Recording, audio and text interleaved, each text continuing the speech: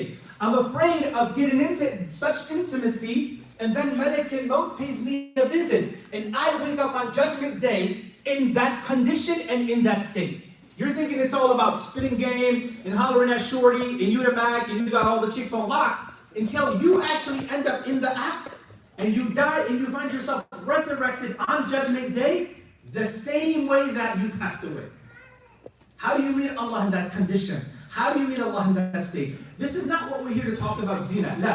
What I'm trying to say is that when people try to offer new approaches, do you guys not agree that Allah knows us the best? How many of you agree that Allah knows us the best? How many of you agree that Allah is the most wise? Okay. When a da'i, and I'm going to go on a tantrum here, I'm going to open up a quick parenthesis. How many of you, I want to ask honestly, how many of you went to a khutbah and you heard a preacher talking about hell? Talking about the excruciating punishment of Allah. Okay. Is it rare or is it often? Often. That's good. That's good. Because there's supposed to be that balance. Do you know why?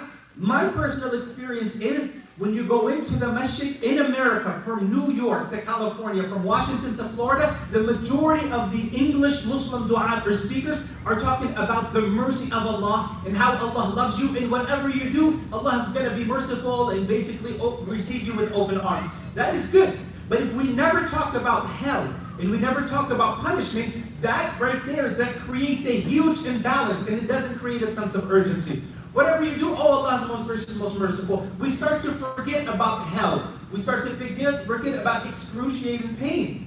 So this in itself creates a huge imbalance. But Allah tells us there's hell, but there's also heaven and there's reward.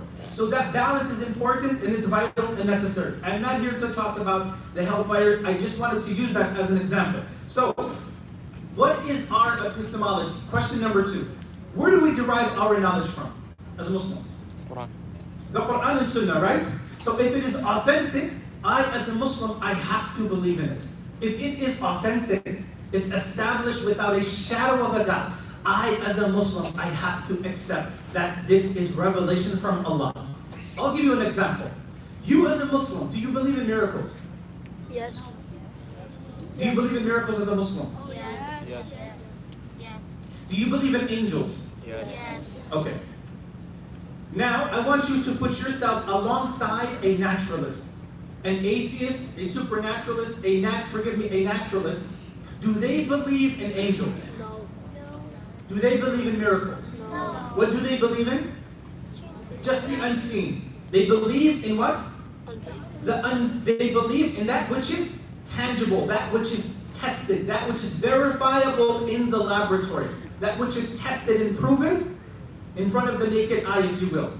Now what happens is, when I read certain comments on YouTube videos, Sheikh, how do we reconcile science with the verse in Surah Al-Kahf where Allah says, وَلَبِثُوا فِي كَهْفِهِمْ 300 سِنِينَ وَازْدَادُوا 9. Sheikh, how do we reconcile science with Allah saying in Surah Al-Kahf that they stayed there, asleep, dead, if you will, temporarily, for 300 years with added 9 years? How do we reconcile that with science?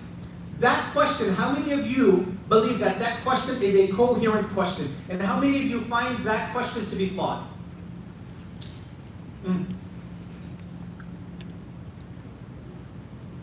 What do you believe? That everything in the Quran is true. In other words, should that be, what I'm trying to get, should that be a problem? I as a Muslim, when I come across Surah Al-Kahf where it says that they were in this state for 309 years, should that pose a problem on my faith? No. Should that now bring me into a faith crisis? No. Why? Because Now, a naturalist, an atheist reading this, are they going to have a problem with this? Yes. Do you know what the difference is? The difference is you as a Muslim, you believe in the supernatural. You believe in the unseen. You believe there's a creator. You believe there's a whole other world that we have yet to see. Now, the atheist believes that everything that exists is everything that we see in front of our very own eyes. Other than that, it's completely hallucination. So an atheist will look at you, make fun of you, mock you, and ridicule you when you say that there are angels or there is an afterlife.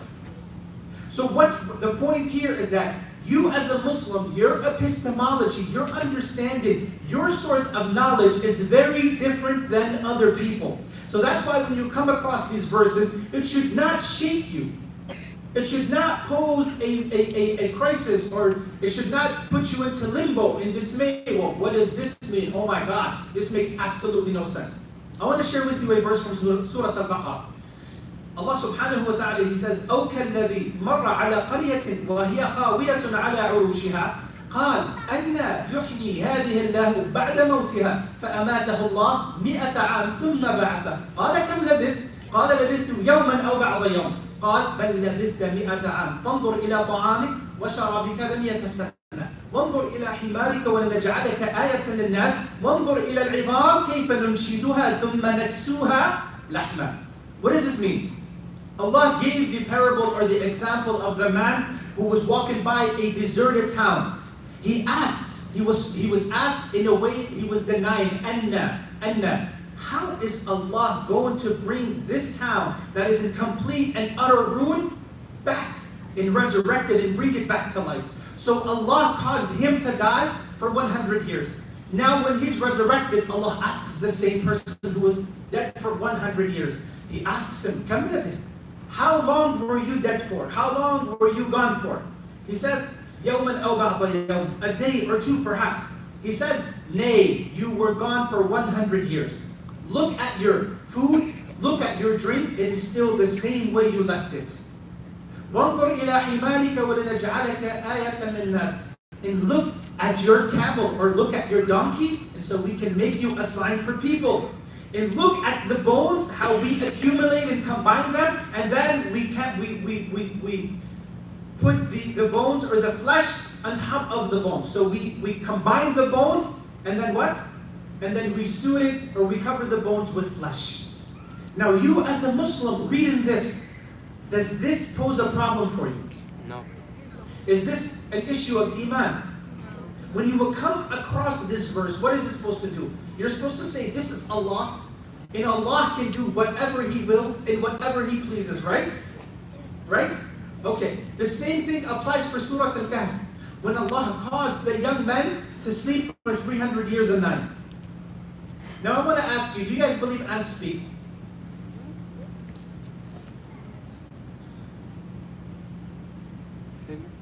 How many of you believe ants talk or speak? You speak with ants? They speak Somali? No. Okay, look here. Allah subhanahu wa ta'ala, what does He say in Surah Al-Naml?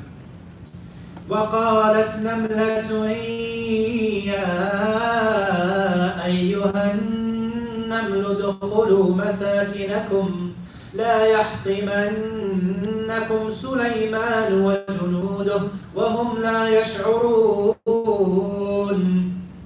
One ant told another ant. So one ant is speaking to another ant saying, لا يحطمنكم, do not allow Sulaiman and his army and his soldiers to trample all over you.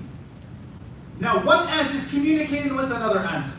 Recently there was a scientific study, and the scientist, who was a non-Muslim, he came out and he said, ants communicate with one another, but their communication, the way they communicate, is very, very different than we. But the moral of the story is the common denominator between us and them is what? They communicate. How do they communicate? Do we understand how they communicate? No. Do we understand? We don't understand how they communicate, but do we believe in it? Yes. We believe in it. Now, here's the problem. When you come across that, it should not take a non-Muslim scientist to prove to you that ants actually communicate. Because some Muslims in the morning, they'll say, brother, look, I'm going to be honest, man. This whole idea of ants talking, I just don't get this, bro. This is like so irrational and so illogical. That same afternoon, you open up the internet, and you find out that a non-Muslim scholar, a non-Muslim scientist, proves scientifically that ants actually speak. So now you go from someone who has so much doubt to all of a sudden now you're a proud Muslim. Oh my God, subhanAllah, Islam spoke about this 1,500 years ago.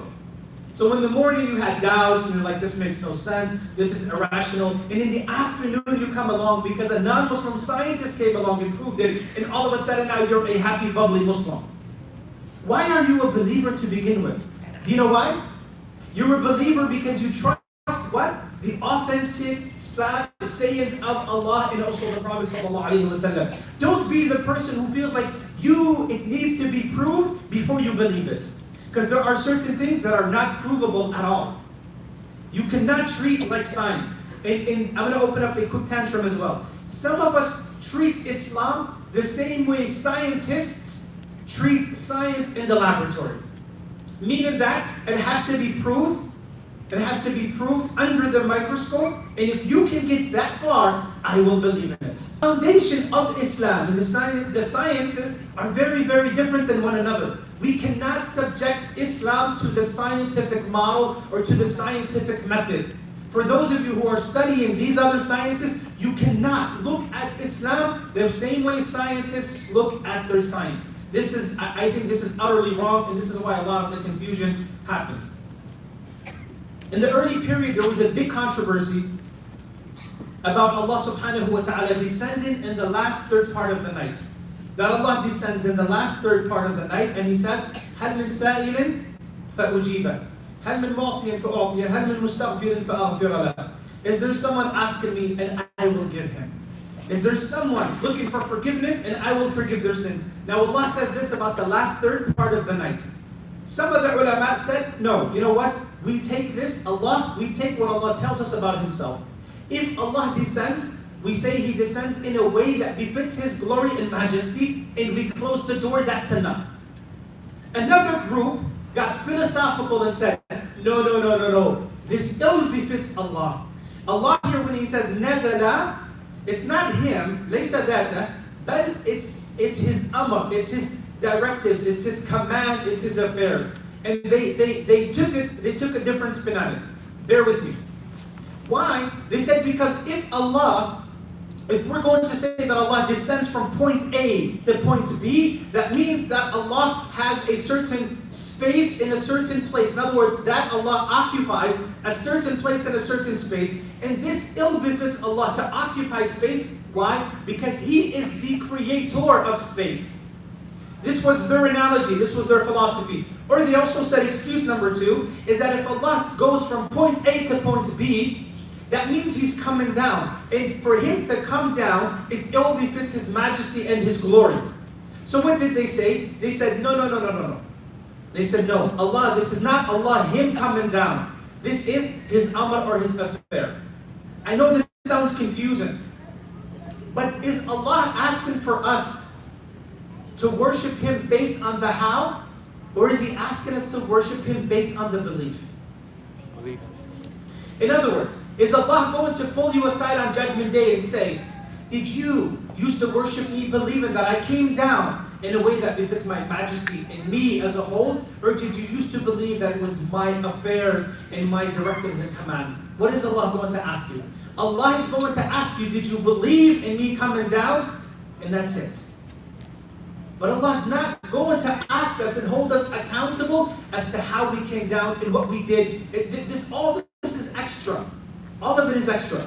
And I like when Alim, subhanAllah, Sa'id al-Kamari, for those of you who are familiar with who he is, Alim al-Muwaqqar from the Maghrib, he said these two groups, people are arguing about how Allah, between the Salaf and between the Asha'ira and the Salaf, they're arguing about how Allah comes down. They're arguing so much that they miss the point of the hadith. The fruit, the thamar of the hadith is to get you out of your bed to pray a few raka'at when everybody else is asleep.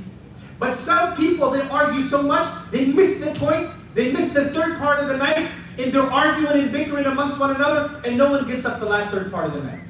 Because they're so busy arguing as to how Allah descends. Amruhu aw dhatuh. You guys get the point? So you as a Muslim, Allah is not going to ask you how Allah subhanahu wa ta'ala descends. Now here's what happens. The Khawarij and the Mu'tazila, these are two other groups, they saw the hadith and they said we have to reject the hadith. The Khawarij and the Mu'tazila, when they saw this hadith, that Allah comes down on the last third part of the night, they said this hadith is baseless. Why? based on their intellect. What did they say? They said this is impossible. Allah cannot come down. So this hadith is bogus. It's not authentic. So what they ended up doing? They did not believe in the hadith period to begin with. So they ended up letting go of the hadith and they did not do anything with it in terms of its implementation. The Prophet ﷺ, he told the companions that in the people before them, there was a man who rode on a cow.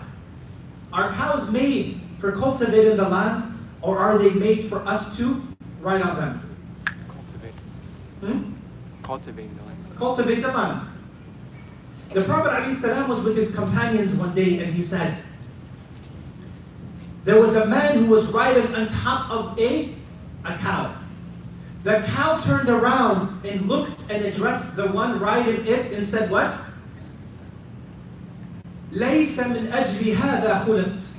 I was not created for people to ride on me. I was created for the cultivation of the land. This is why I was created. The Prophet ﷺ spoke on behalf of Abu Bakr and also spoke on behalf of Umar ibn Khattab. In front of the companions, he said, أَنَا أُؤْمِنُ بِذَلِكَ وَأَبُو بَكْرَ وَعُمَرَ. I believe that a cow spoke.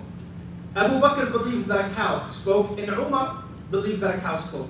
Now, Abu Bakr and Umar, they were not present with the Prophet ﷺ.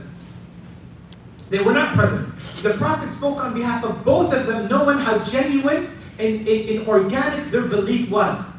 However, the companions sitting there, they said, Ya Rasulullah, baqaratun tatakallam. They said, oh Prophet of Allah. They were amazed. How many of you had cows spoken to you before? I've never had that happen. And I'm sure the companions never had that happen. So the companions, based on their contemporary worldview, they don't have cows talking to them day in and day out. Human beings communicate with each other. Now the companions, they were startled. They said, oh Prophet of Allah, a cow that speaks? In other words, this is gharib. This is unusual. He says, yes, I believe in it. I believe in it. Abu Bakr believes in it, and Umar believes in it. Now you, hearing this for the first time, is it plausible that a cow can speak to a human being by the permission of Allah? Yes. Is that the norm or is it the exception? Exception. Exception. But can Allah do it? Yes. Yes. Why? Because your foundation is different. The Prophet ﷺ was on a mountain of Uhud. And the Prophet ﷺ, the mountain trembled a bit. It moved a bit. The Prophet ﷺ spoke to the mountain. He says, Uthbut Uhud. Be firm, stay firm. On top of you is Abu Bakr and Umar. I believe it was Uthman. And the Prophet later on said, Jabal Uhud, Jabalun nuhibbuhu wa yuhibbuna. I know this is going to get a bit crazy here, right? This is the fun part. The Prophet spoke on behalf of the Jabal of Uhud. He says, Uhud is a mountain that loves us and we love it. This makes, whoa, what? Since when mountains have feelings? Do mountains love? That sounds weird, doesn't it? A mountain that loves and expresses itself. Now the Prophet ﷺ, when I hear that, do I now say, oh no, this is complete, no, this doesn't work. A mountain that, no. The Prophet, because you have some people who will say, the Prophet will never say such a thing. How can a mountain love? Do we understand how are there a lot of things that we believe in, but we don't understand the intricate Do you guys believe in airplanes? Yes. Do you guys understand how airplanes operate and work? Yes. No. MashaAllah, what a community. All of you have been to pilot school, I bet. All of you are mechanics? Yes. How many of you believe in airplanes? Everybody. How many of you understand how an airplane operates? Yeah. I don't understand. But do we still believe in it? Yes. Yes. So the Prophet ﷺ, when he speaks about the mountain of Uhud, that reality is no less real. It's a reality that we're not familiar with, but it is no less real than any other reality out there. So the Prophet said it, what is my job? Is it my job to go to every mountain in Colorado and say, hey, do you love me? Is that what's required of us? No. Because y'all don't have mountains in Ohio, right? You don't have mountains, right? What is required of us? When I come across this hadith, is it for me now to go to a mountain and check to see if it loves me and if I love it? Or is it required of me to say, I believe that this did happen and it is authentic? That is what is required of me. You guys get what I mean? There are many things in life that we believe in, but we have absolutely no idea how it works or how it operates. Look at yourself. Because Allah in the Quran, He says, وَفِي أَنفُسِكُمْ أَفَلَا تُبْصِرُونَ. And even the ayat, the signs are even within yourself. Do you not contemplate? Do you not look at that? You are a sign. How many of you believe in sleep? Sleeping? Okay, just a few. Okay, not the rest. You too. Okay, you hit the mark. Do we understand how sleep happens? Yes. Close your eyes.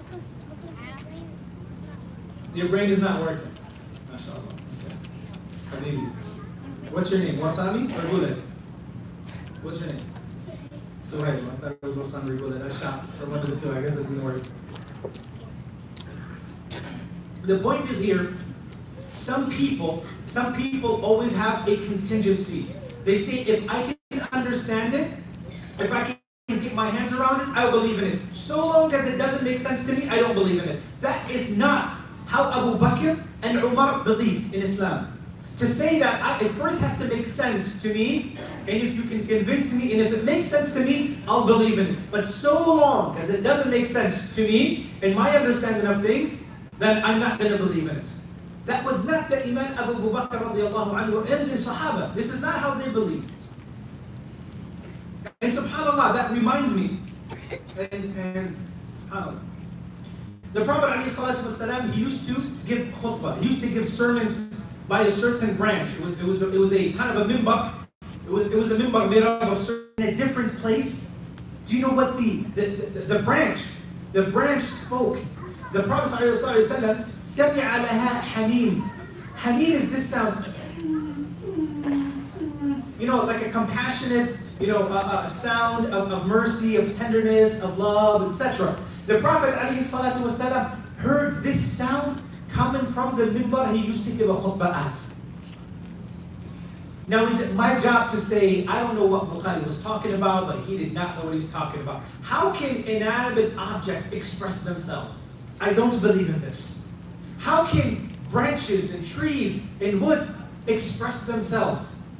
This is, again, it is a reality that is no less real. But why do we believe in it? If you came and told me the wood spoke to me, I'd say you're lying. You know that. If you came to me and said, Wallahi, the table said, Gula, I miss you. How come you're not writing your notes anymore? I'd probably most likely think you're lying. But why do I believe that the Prophet ﷺ, why do I believe it from him? He's a prophet. Because first he's a prophet, it's a miracle for him. But what? It's authentic. It's authentic. I cannot deny it. How many of you like Abu Bakr? How many of you love and admire Abu Bakr?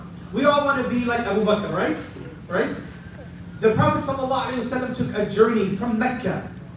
Right before the migration to Medina, the Prophet ﷺ took a journey from Mecca to Jerusalem. From Jerusalem, he went to the seventh heaven, where he was very, very close to seeing Allah subhanahu wa ta'ala. However, when he came the following day, the disbelievers, the pagans of Quraysh, came to Abu Bakr. Because the best friend of the Prophet ﷺ was who? Abu Bakr. They first went to Abu Bakr. They went, your friend. He said, what did he say? He said, your friend claims all the way to Bayt al-Maqdis and back in the same night. And your friend, companion here, is claiming that he did it in one night. No airplanes, no 747s, no rocket incidents. Now, incidents. What did Abu Bakr say? This should be your motto as a believer. As a believer, this should be our motto, our mantra. This is our golden rule. He says, إِن قَالَهُ فَقَدْ صَدَقَ. إِن قَالَ. If that's really what he said, then I believe it. What does this mean? What does it mean for us? Here's what gets me about the younger generation. You have a movement, a religion, that has a track record, a proven track record of 15 consecutive centuries of Muslims not abandoning the religion of Islam. From the early stages, the infancy stages of Islam, Islam was always increasing. There were certain folks who would leave Islam, but for the whole part, Islam is always gradually increasing. Now, for some of us, we might come across a hadith. We come across a YouTube video on our faith. We're brought to our knees. We go to the Imam. Sheikh, I'm thinking about leaving Islam. Why? Muhammad, Ali, you go to the Dipsy.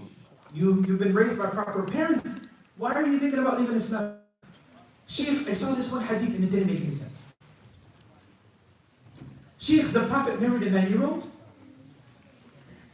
Sheikh, come on, everything but this. Our beloved, the paragon of morality for the world at large, married a 9-year-old? Sheikh, I'm done with this religion. Some people, this is how they treat Islam. Abu Bakr radiallahu anhu, although in the infancy stages, does Abu Bakr know that Islam is going to reach Columbus? Does Abu Bakr, because all it is, it's a few people who are counted, يعني يعدون على الأصابع. 10, 20, 30 people who accepted Islam. As far as Abu Bakr is concerned, Islam can be completely just shut down in the matter of a few days or a week. He doesn't know. He doesn't know where Islam is going to spread or expand. However, even in such dire situation, against all odds, everybody is against Islam at that time. But Abu Bakr stands high, confidently says in the face of the pagans, if he said it, if my man said it, I believe it. And for us today, we watch one video, one Orientalist, one professor in high school or college, and all of a sudden, my religion is completely brought down to ruins, and I'm down on my knees. This religion cannot be from God. Why, brother? Why, sister? Because the Prophet married a 9-year-old. Now, I'm not going to talk about this without bringing it up. The Prophet, and I've done a video about this, but the Prophet, ﷺ, for those of you, if you were to ask me, will I marry my 9-year-old daughter to a 50-year-old man? Would I do it? Ask me. No. Would I do it? No. Does Islam provide an age for marriage? No. Does Christianity provide an age for marriage? No. Does Judaism provide an age for marriage? And by the way, when you guys see 18, you know it says when you're 18, you're an adult. That is not